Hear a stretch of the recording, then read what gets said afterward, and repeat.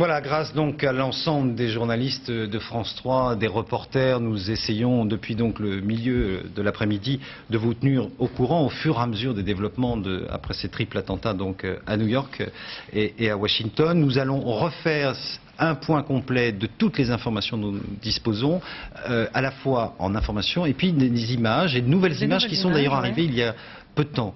Donc en quelques minutes, New York a donc vécu un véritable cauchemar. Il faut préciser qu'à cette heure de la matinée, entre 8h30 et 9h, le quartier de Manhattan est déjà en pleine activité, notamment donc dans ces deux tours de World Trade Center où 40 000 personnes travaillent. Vous allez vivre cette terrifiante attaque terroriste sur New York en images avec Pascal Justice.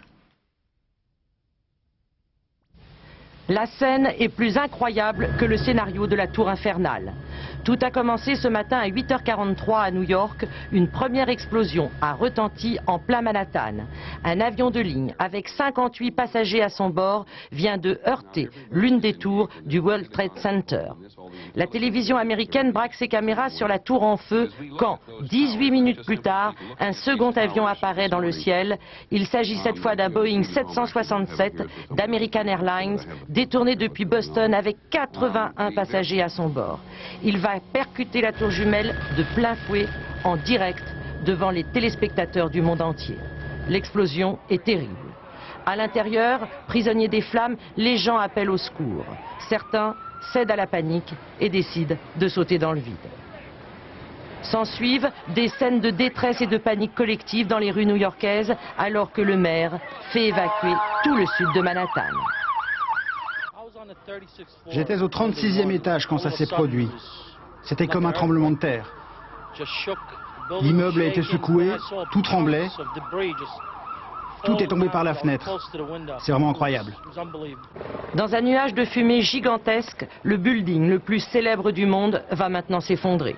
Il est 10h, heure locale, la première tour s'écroule après avoir brûlé pendant plus d'une heure. Une demi-heure plus tard, sa jumelle se désintègre entièrement. 40 000 personnes travaillaient à l'intérieur, nul ne sait combien ont péri. Des milliers de blessés ont été dirigés vers les hôpitaux sous un nuage de cendres. J'ai regardé vers le haut et j'ai vu le bâtiment s'écrouler sur la ville. Tous les gens de la rue se sont arrêtés et ont pleuré. C'était vraiment la panique. Il y a eu d'énormes explosions. On ne voyait plus rien. On aurait dit une tempête de neige. Mais on a compris que ce n'était pas de la neige, que ça venait du building. C'est un cauchemar. Le bilan humain ne sera pas connu avant 24 heures. En revanche, on estime déjà les dégâts matériels à plusieurs millions de dollars. Nous voici dans les sous-sols du World Trade Center, juste au-dessus du métro new-yorkais qui à cette heure était bondé. Et voilà en surface ce qu'il reste des deux tours jumelles, symbole de la puissance américaine. Ce soir, New York ressemble à une ville en guerre, dévastée par un bombardement.